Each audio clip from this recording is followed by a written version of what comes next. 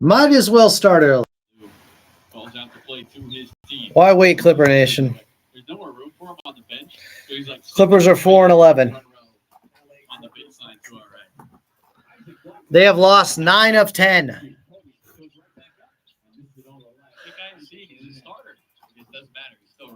They got blown out in the second half. And they're now 1-3 on this 7-game road trip with a back-to-back coming up on Saturday, Sunday. And I don't know if Kawhi is going to be back. Because Law Murray said he'd be surprised if he returns this weekend.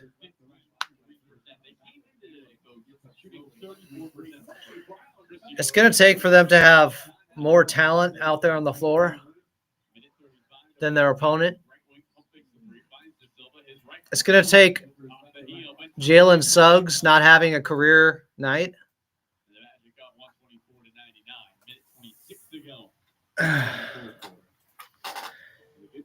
At this point, it looks like the first losing season in 15 years.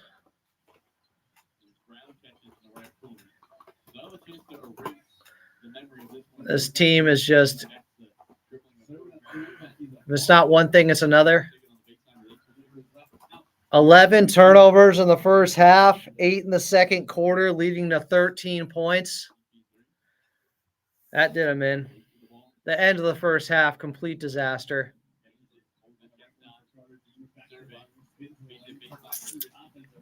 Start of the second half wasn't great. Start of the fourth, definitely not great. Orlando, every team is having their best shooting night against the Clippers. Orlando's 17 of 33 from three. The positives, Yannick. Kobe had a couple moments, but he struggled. Kobe Sanders, 2 of 8. Yannick got run. They tried everything.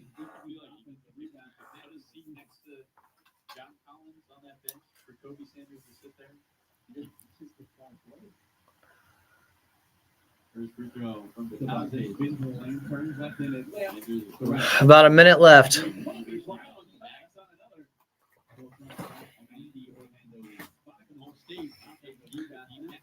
It does feel like some bad luck with the three-pointers that are falling against them. Jalen Suggs hitting 4 threes right away. Like, what? He's a 34% three-point shooter. What is happening? He catches high, but he could not finish. And he was there. 4-11. Wow. Never would have seen this coming.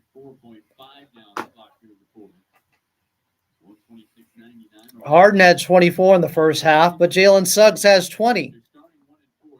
And you're down 12. Zoo has not played well enough the last couple of games specifically. It seemed like he was turning it around. The last 2 games, I have not liked from Ivica Zubac at all. Oh, season high 18 threes from Orlando. Orlando went 10 of 15 from 3 in the second half.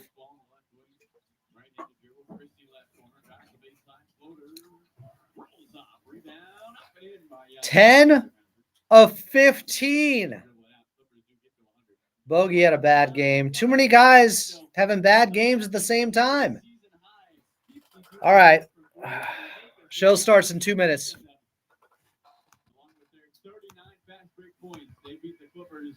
129-101. The Clippers fall to 4-11 and will have a chance to get back in the win column against Charlotte on Saturday.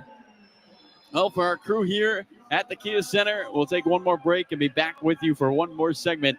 Adam Oslin has the keys the rest of the way. For Dominic Vielo, our terrific statistician, Luve Djurjevski, our engineer, Carly Menes, saying so long from the Kia Center. We will see you in a few. Clippers fall to Orlando, 129-101.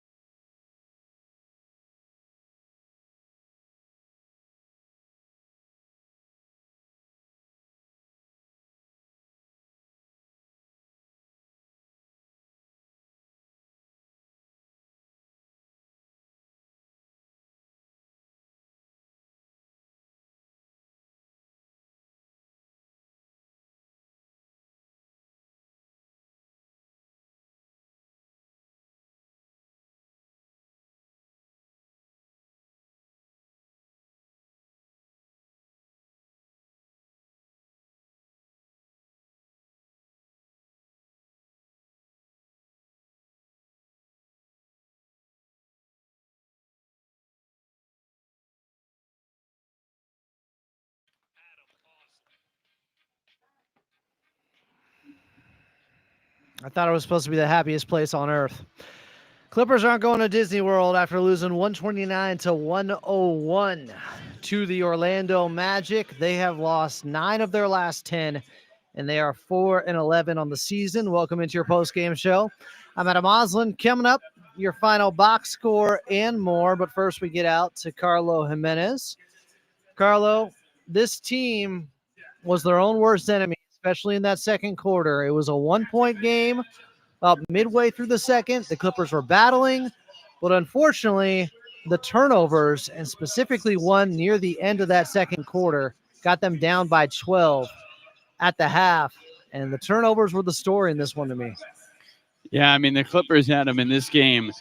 21 turnovers led to 33 points for Orlando. That is just too many against a Magic team that really relies. I mean, even their head coach will tell you they rely on their defense to get offense. And in this game, their defense hurt them too many. The Clippers' offense allowed Orlando's offense to get going because they did a bad job of hanging on to the ball. That's a huge key in this one. And then also just feel like the offensive rebounds of the Magic, while it wasn't that many in this game, I think it led to so many second chance points. The Magic with 18 second chance points.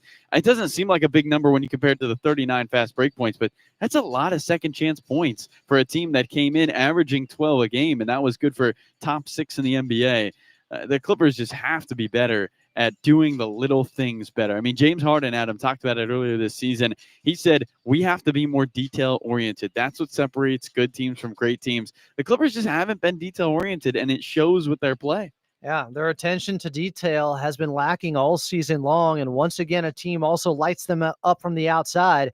Missed rotations on the perimeter, guys getting beat off the dribble, leading to open three-pointers as the Magic go for a season-high 18 main three-pointers on 34 attempts. That's 53% from distance, plus 12 offensive rebounds is not a big number, but they had 5 of those in the first quarter. You could just see there was a different level of physicality from this Orlando group, and the Clippers unfortunately wilted by the midway point of the second half of this one, falling by 28.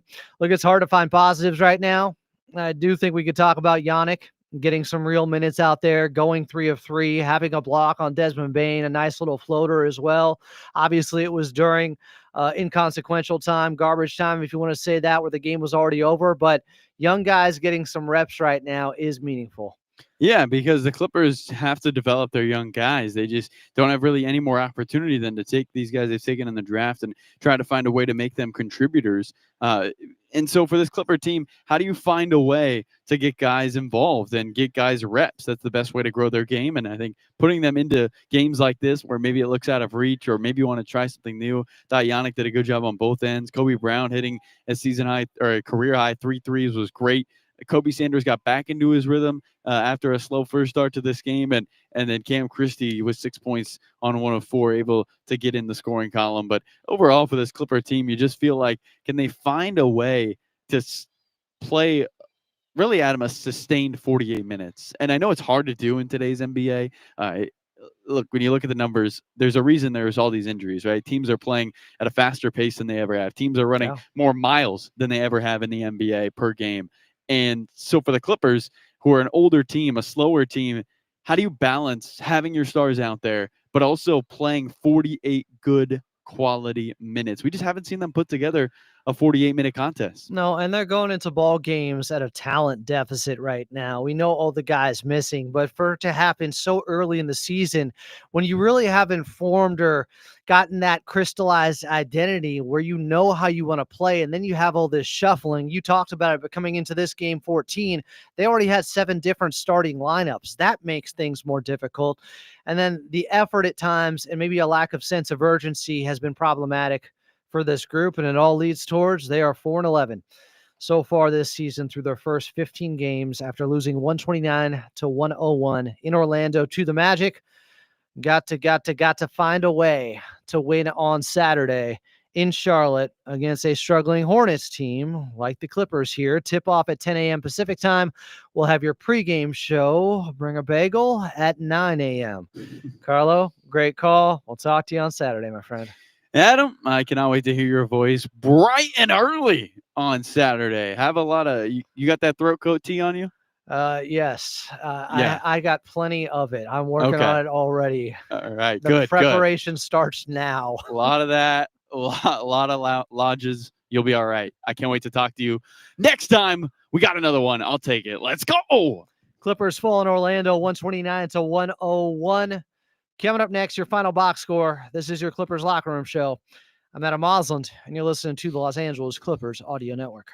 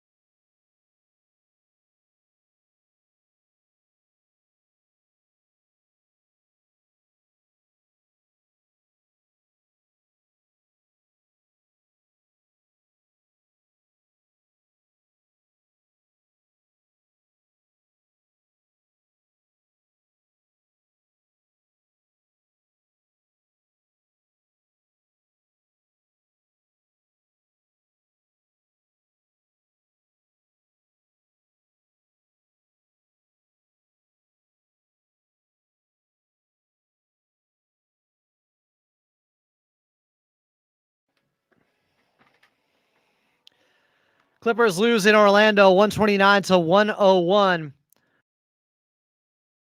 They have lost 9 of their last 10 games, and they are 4-11 on the season. It's not a young season anymore.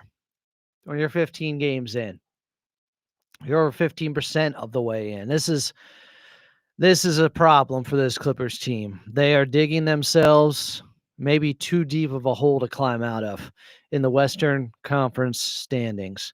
Now, 3 games left on this road trip, starting in Charlotte on Saturday. Got to find a way to get that one. We'll hear from Law Murray about Kawhi Leonard and his status for the weekend, but Clippers shot just 40% from the field. They did end up 14 of 36 from 3. Kobe Brown knocked down 3 3-pointers late. Wasn't indicative or representative of how this game was going, especially from the outside. What was Orlando going 18 of 34 from 3. And Jalen Suggs almost having a career day. He had 20 of his 23 points in the first half and did 5 of 9 from distance. Desmond Bane, 3 of 6. I mean, for a team that had been struggling from the outside, now they won 5 of 6 now, Orlando. They are playing much better, but teams see the Clippers right now, they gain confidence every time they step into an outside shot.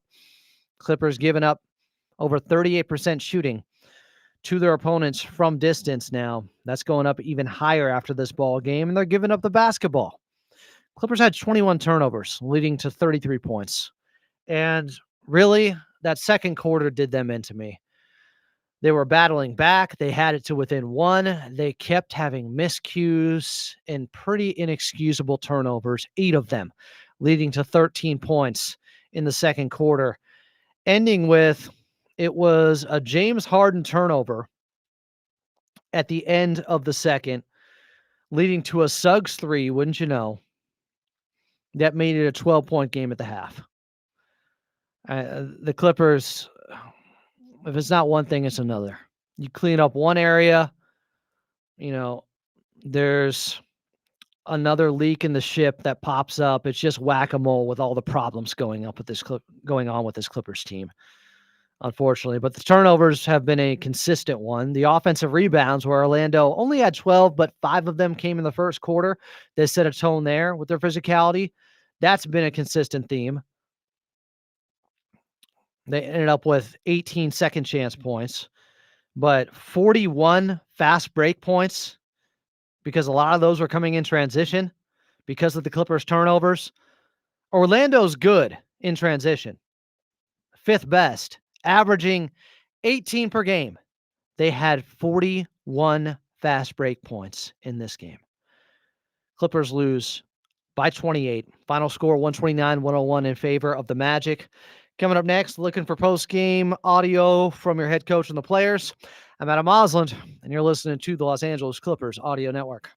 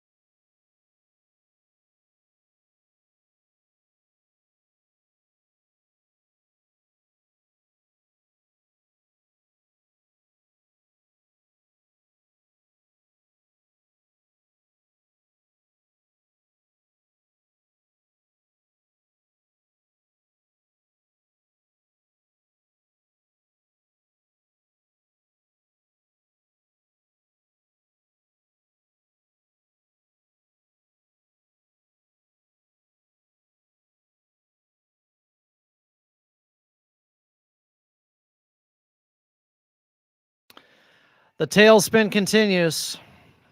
Clippers now 1-8 without Kawhi Leonard. They've lost 9 of 10.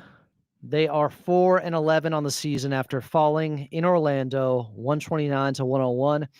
Welcome back in. I'm Adam Osland. Clippers' next ball game coming up on Saturday. Tip-off at 10 a.m. Pacific time in Charlotte against the Hornets. We'll have your pregame show starting at 9 a.m.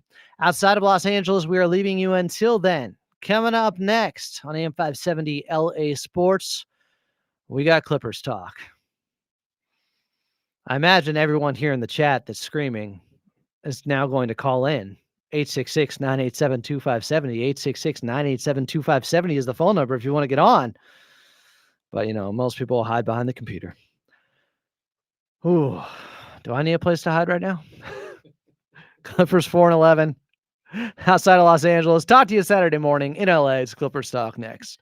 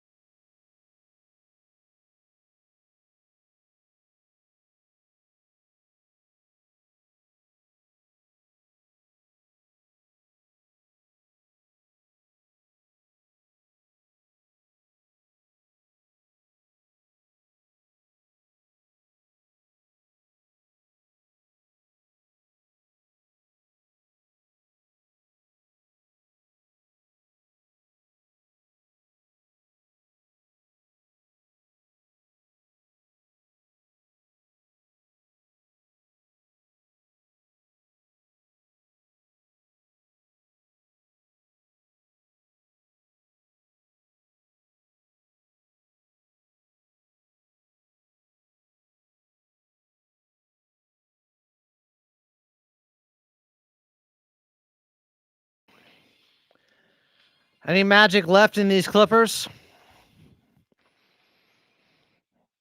They got any spells they can cast to get out of this 4-11 start to the season after they lose to the Magic in Orlando?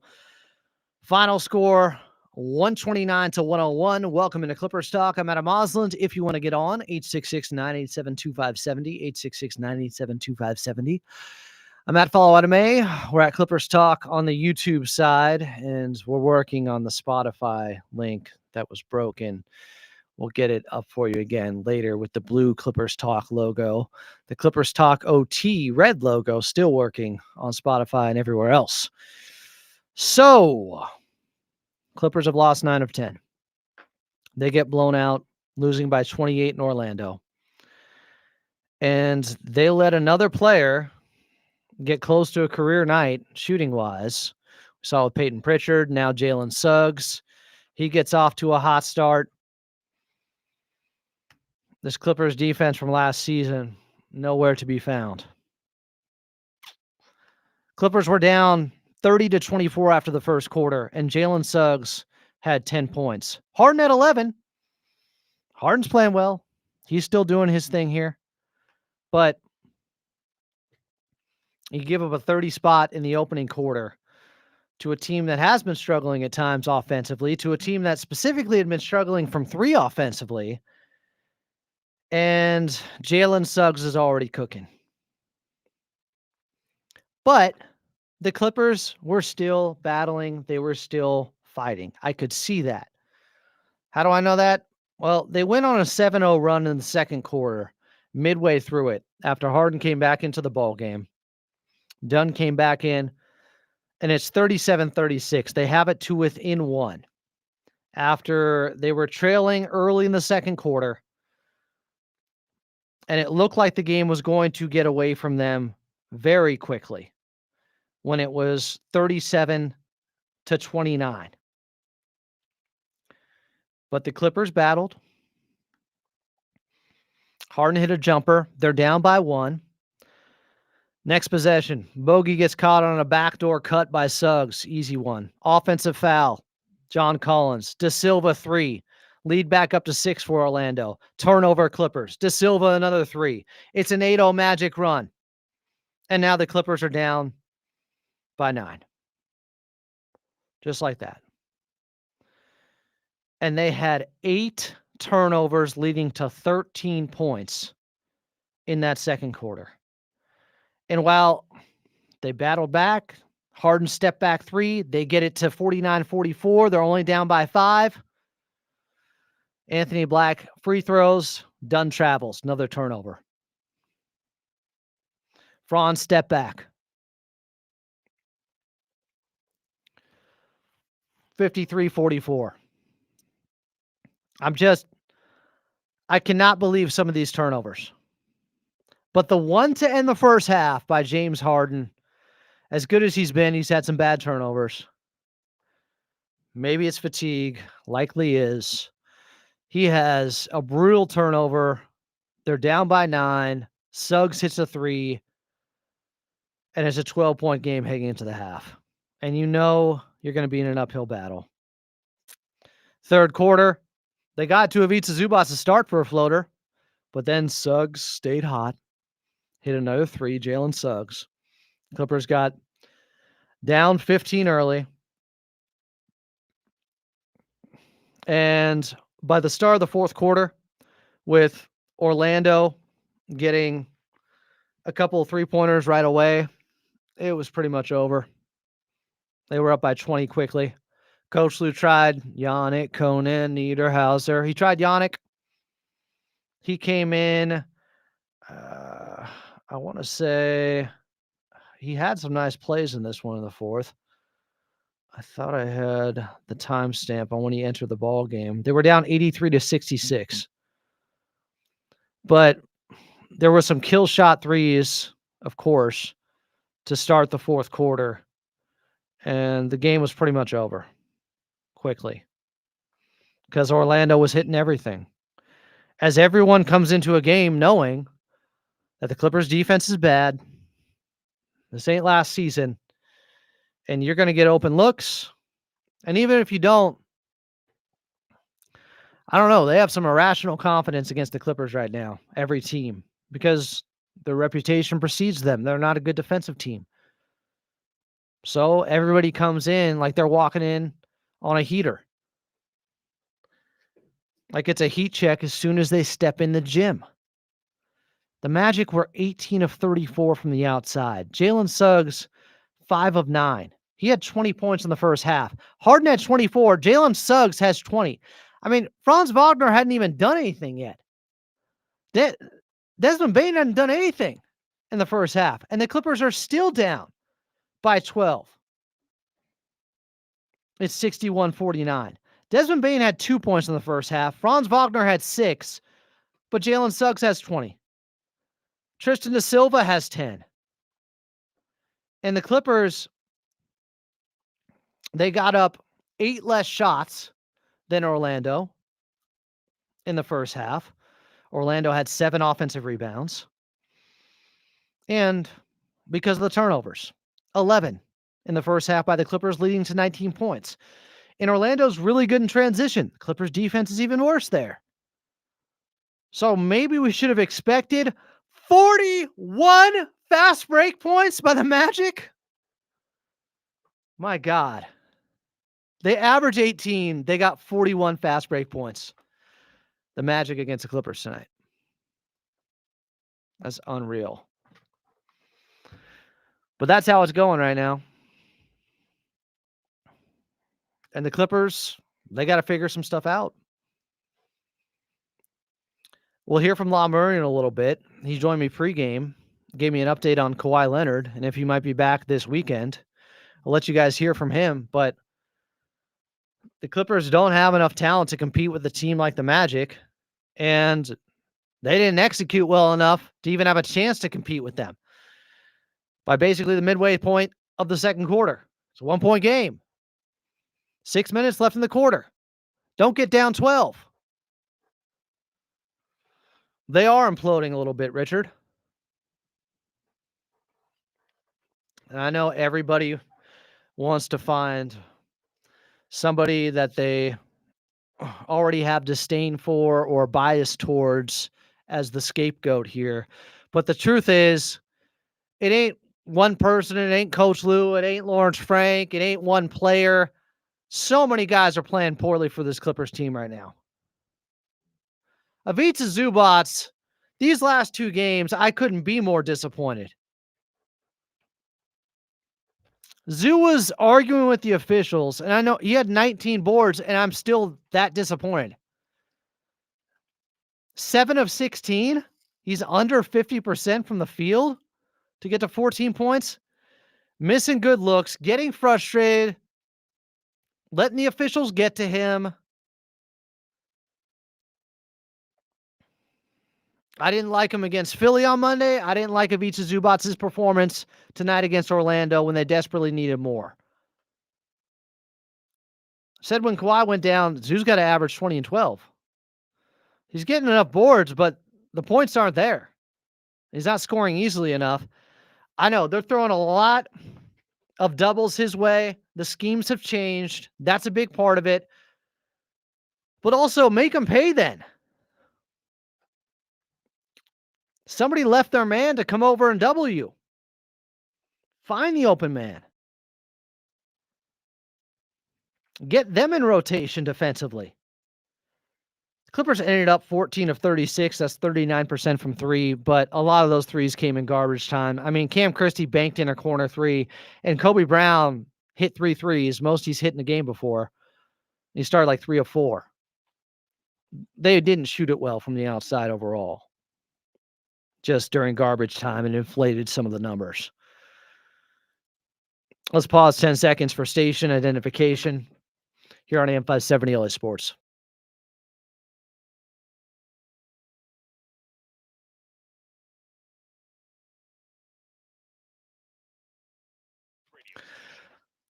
You know things are bad when I'm going after Ivica Zubac like this. My favorite Clipper. But you got to demand more out of him. John Collins, 9 points. Cool. He had a big dunk. 9 points. Can anybody out there outside of James Harden get him 20? I mean, the second leading scorer had 14.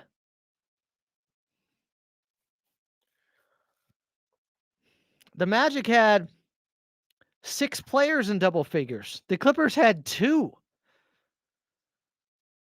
And some of the passes they were making, it's like they were playing a different team and they didn't realize, oh, the Magic have some good defenders.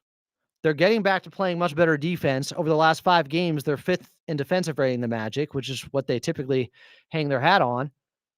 Maybe some of those tight windows you're trying to make passes through aren't going to work against them.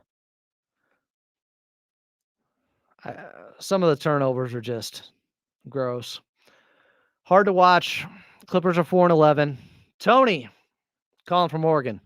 Tony, you're on Clippers Talk with Adam Oslam. What's up? Hey, Adam. How you doing, brother? Just want to let you know you do a great job. You pretty much talked on a lot of the touch points I was going to get on, but I got a saying, instead of too little, too late, it's tie little, tie late. He just makes adjustments too late for me personally. I know everyone wants to say, don't put a blame on one person, but I can stand back and say I feel like James has been terrific for us, minus some of the turnovers earlier in the season. I feel like this does fall on talent, which is L. Frank's job. He let Norm just go for He didn't let him just whatever go. reason. He traded him for John Collins, and the reason is simple. They No, weren't going I to give know, him an that's fair. extension. They weren't giving him an extension. The reason Right. was simple, and they thought they were replacing him with Beal and John Collins, which everybody liked this summer. Everybody was floored by the great moves that Lawrence Frank made. Unfortunately, they're not working out because one guy gets injured. But I'm not going to act like everyone was questioning those moves during the summer because they weren't. We loved them. Yeah, I mean, if you go back to my handle, I absolutely was. I felt like Norm was like that guy for us. He really stepped into that role. It really hurt me, the situation with him. I thought he was exposed during the playoffs personally, and I feel like that's why L. Frank was looking to retool. I felt like he did not do good in that Denver matchup. You listen to the show, right? Of course, brother. So you knew what the calls were and what people were saying about Norman Powell in that playoff series. Yeah. I think it's I totally get it. I think it's hilarious that now everyone's like, why'd we get rid of Norm? The amount of Clipper Nation in that series, yeah. The amount of Clipper Nation that turned on him in that series against Denver and was saying like he's not a playoff guy. It was deafening. And now everybody wants to act like that didn't happen. I was here. I have those shows on tape. I'm just saying, like, I love Norman Powell. I loved all the moves that Lawrence Frank made. We all did. Vegas had their over-under at 48.5 wins for a reason, Tony. I know, but I feel like we keep getting rid of like some of our guys that are like, homegrown, if you will, like that really embody like what it is to be a Clipper, and I feel like they get to a certain point where we got to pay them and we don't. Well, when Norman Powell gets paid like 3 years, $100 million, and he's 35 and everybody's complaining about that contract, I'll remember. Like, look, I'm sorry. They're prioritizing having clean books in the summers of 2026 and 2027. That's what they prioritized. And I think it's smart. Right. We'll see what moves they end up with. But we can't act like you said for whatever reason, like there was no reason, like there's no plan going on. There's an obvious plan going on. No. For whatever reason, as far as like contract negotiations, like if there was a number he was trying to net that we weren't willing to move to, that's what I meant. I understood the voids that he left in the scheme during the playoffs. I do. I feel like fans were calling him out for being undersized, and then now he's dropping 26 points a game, and they're like, what about Norman Powell? And it's like, well, he was too small during Denver. Now he fits your scheme perfectly. So I feel like it is a catch-22. But I also think a lot of this is on the players we still have. Like you said, Zoo gets slapped, and then he argues for 15 seconds, and look, the big runs down Tony, and gets a dunk. He gets one of the worst whistles I've ever seen, and some of it's justified. But at some point, you have to push through it. You have to find a way to fight through it because you're not going to get those calls, and it's hurting the team if you're not getting back down the floor. And I feel bad for him because I feel like he is getting fouled, dude. I watched these back, like absolutely egregious fouls, like Yeah. all around the rim, whether we're driving it, whether it's him. I feel like the only one getting a whistle right now is James, and even he's getting robbed on 3-point game-winning shots. Let's be real. So I do feel like some of our talent. I miss Amir, to be honest with you. I feel like the JC and the Brad thing had like a good momentum behind it, but I also it had logic preferred behind it. some of our homegrown guys. It had rationale behind it. Like right, we needed a power forward desperately. That's all. And everybody wanted John Collins for years, and now they're saying like this guy sucks. He's not good anymore. Like this is crazy. Everybody, this was the #1 target from Clippers fans, and then he has a few bad games. He's getting acclimated to his new team. And a lot of people have already turned on him, or they blame like Coach Lue. Well, it's Coach Lue's fault somehow. It's like, are the players not responsible? Is this not a players' league? Is it not a superstar-driven 100%. league? Is it not a league where if you have the most talent, you're being favored every night? Like, I'm sorry, this is not college basketball. You got to have talent. You're right. And the players got to be I held will accountable. say this is probably the most frustrated. Yeah, and I feel like this is the most frustrated I've seen Ty Lue since he took over, honestly. I never really – he's pretty even-keeled. But I see it with some of these calls on the sideline when the camera goes to him. He's clearly upset, and it's not like he can lace them up and put on a jersey by any means, but I do feel like there has to be some kind of urgency here from the players. Absolutely. It's not Ty Lue's fault at all, but I do think some of these slow starts, I wasn't a fan of some of the rotations early on. And I still think he's trying to figure it out, but I can see his frustration. And I can say since the beginning, I never saw him even upset, dude. And it bothered me back in the day. I kind of wanted a Popovich, like throw the chair, yell at the player. Let me tell you something. Let me ask you something. Tony, did you see Doug Christie last week go off on his team and say, you're not playing here. This is Sacramento. Like, we got to have some pride. Did you see that? Did you see that press conference he had? Do you know what the record is since then? Since he laid them out? They haven't won a damn game. I was going to say probably 0. They haven't won a damn game, and they're getting blown out by Memphis tonight. So you guys can get into, you want to see body language and judge off of stuff like that. I don't think that's the be-all, end-all. I just think we have different styles as like people in any kind of like managerial position. You have managers who are going to be more your friend. You have managers who are going to have high expectations. But Tony. Higher expectations. Here's the thing. With Coach Lue, the way he acts, first of all, he does get fiery on the sidelines. The way he acts post-game towards the media, I can confirm, is different than how he always acts behind the scenes with his players. Do we not understand that? You want to keep things in the locker room. You don't want to air guys out in the media because that's an easy way to lose your squad. Like, there are different philosophies, and I think that's a fair one to take. Yeah, no, 100%. Again, I don't think that there's a right or wrong in approach. I think many artists can paint using whatever medium they want, right? I think the right he's a or wrong masterful is artist dependent. at what he does. All right, Tony, I appreciate the phone call. I got to take a quick time out. That was a long phone call. We'll take a quick time out. Clippers are 4-11. I'm Adam Osland, and you're listening to AM 570 LA Sports.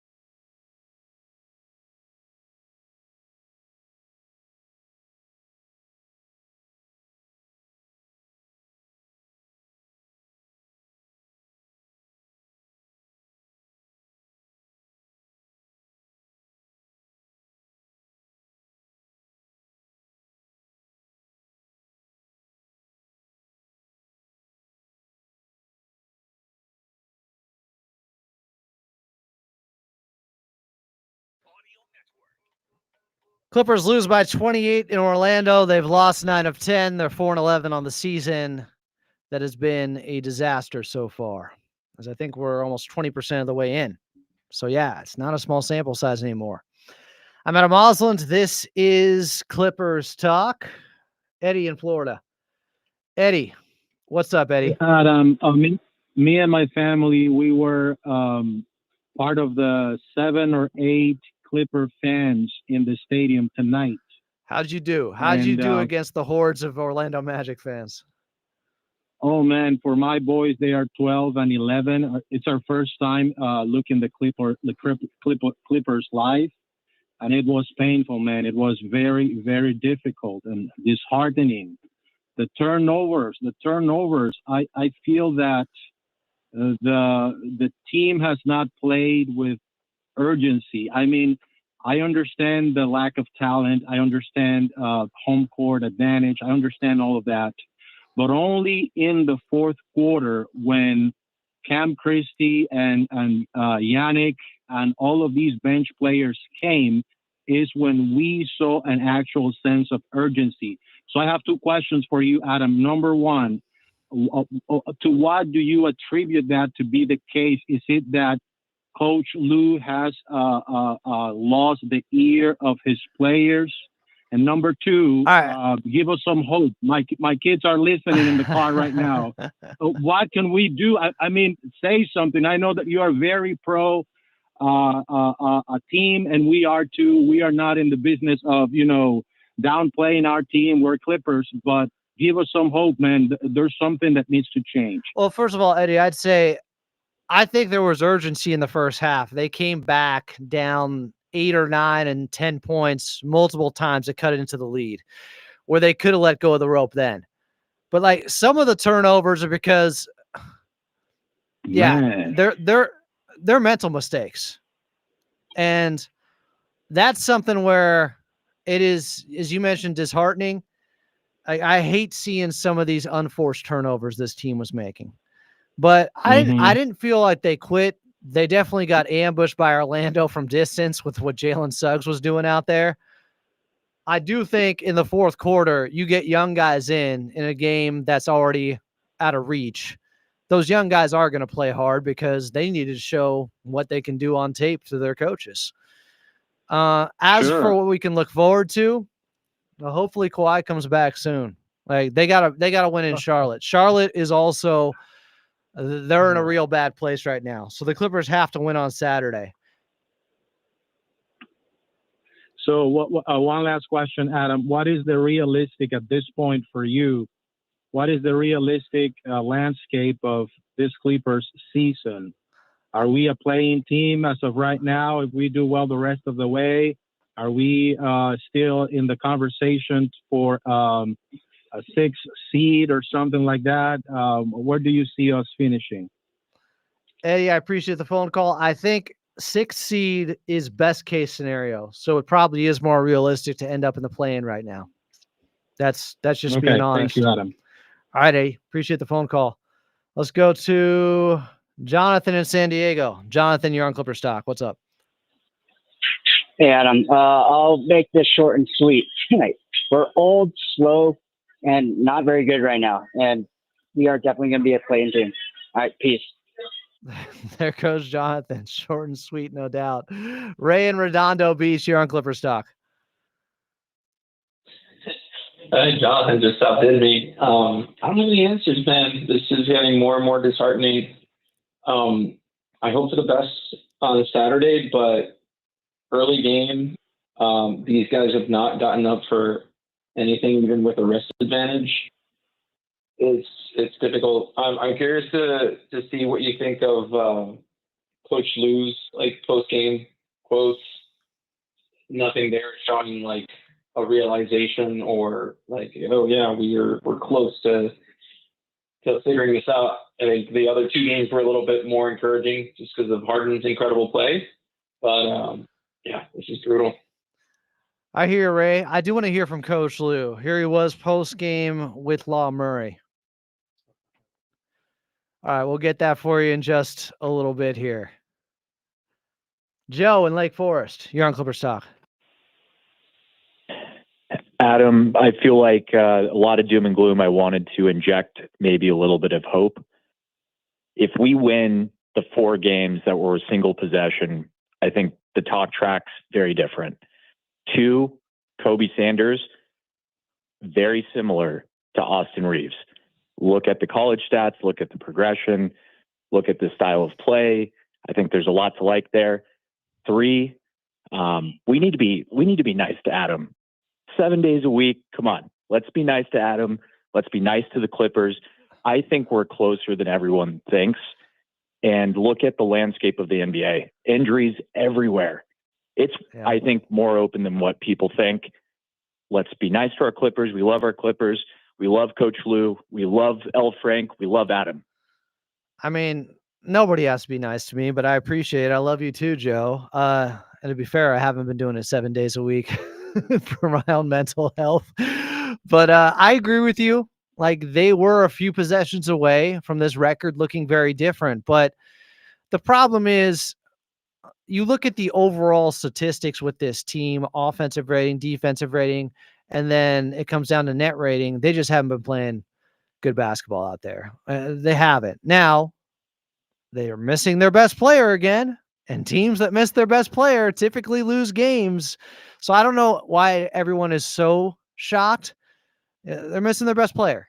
It is very difficult in today's NBA to win without your number 1 player. James Harden has been doing all he can.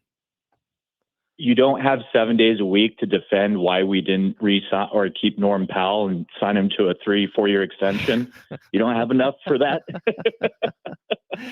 Last year it was in me. The fight is no longer in me. I'm hoping that's not because the fight has left the Clippers, but yeah, I can only do so much. But Joe, I appreciate you calling in tonight. Defense. Yep. Take care. As do they. We'll take a quick timeout. We'll come back. You know what? Let's hear from Coach Lou, since I've been bugging Daniel to grab it. He's got it. Let's play it. Post game, Coach Lou with Law Murray. I think we got it. Plays like has that like I'm looking at the defense, and as a guy like Jalen Suggs got really comfortable. It seems like guards are getting to places where they didn't last year. Like, how does that improve, and how does that improve like with the guys that you have available?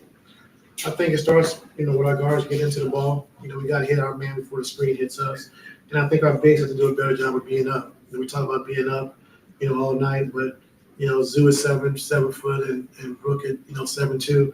We ask them Zoo to play 30, 35 minutes a night. I think it's hard for them to consistently do it every single time. And that's why we have, certain quarters where we're playing good defensively.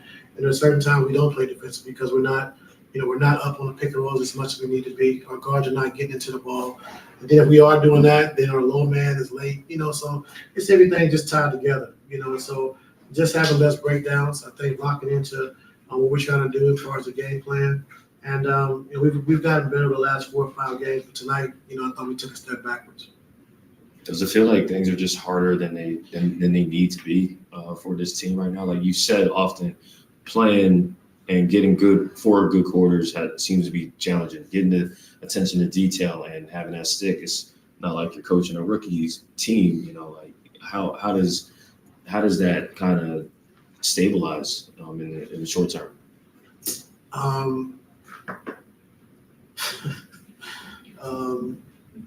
We got to be better. All right, so Coach Lou didn't really have an answer there. He's frustrated. I think that's what that means. We got to be better. Does that mean that guys aren't listening? They're not taking what the coaching staff is saying and putting it to practice out there on the court? It's looked like it at times. So why is that? Have they tuned him out? Or are they just old, slow, and not a good basketball team right now and missing their best player? We'll take a timeout. We can think that one over. You guys can call back in 866-987-2570, 866-987-2570. I mean, this is, every game is rock bottom right now, every loss. But this is rough. Orlando's good, but Clippers got waxed by 28 after having 2 days off, mind you. Another day off tomorrow. then in Charlotte, and then Cleveland on Sunday. I'm Adam Oslin. This is AM 570 LA Sports.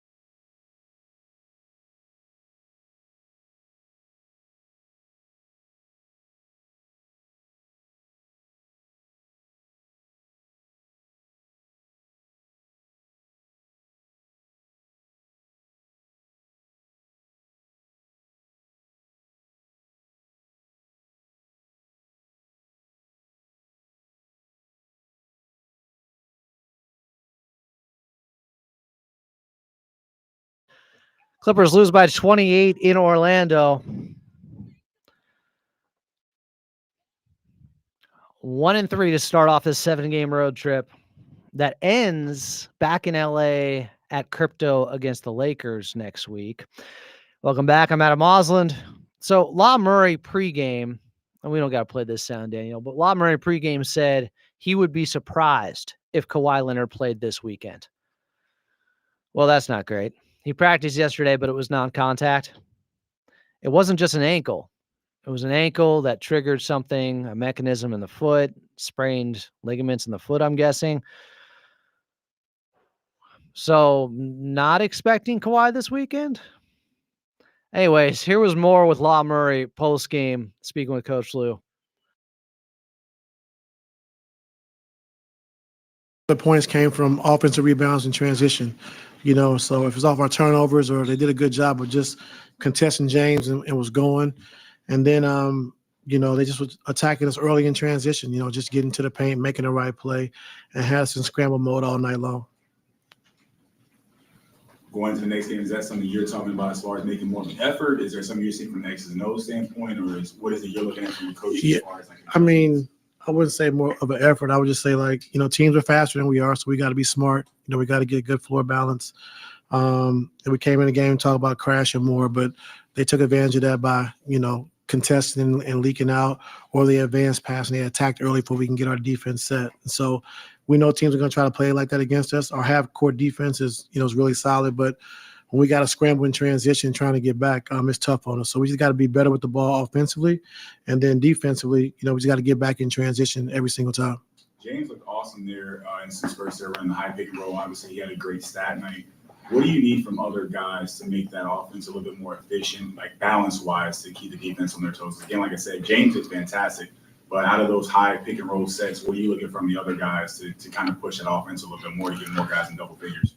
Yeah, it really starts with, James and Zoo, making our guys better. We don't have a lot of, point of attack offensive guys that can create their own shots. So we rely on James, we rely on Zoo, to make those guys better and get those guys open shots. And the other guys got to step up and shoot it with confidence. We get open shots, just take them, they work on them every single day. So, you just can't shy away from it. So just the confidence factor of when we get open shots, just stepping up, be ready to knock them down.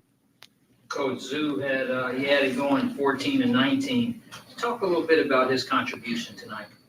Yeah, I thought early on they really pushed him off his spot. He couldn't get to his spots on the post. They played him one-on-one, which we haven't seen in a while.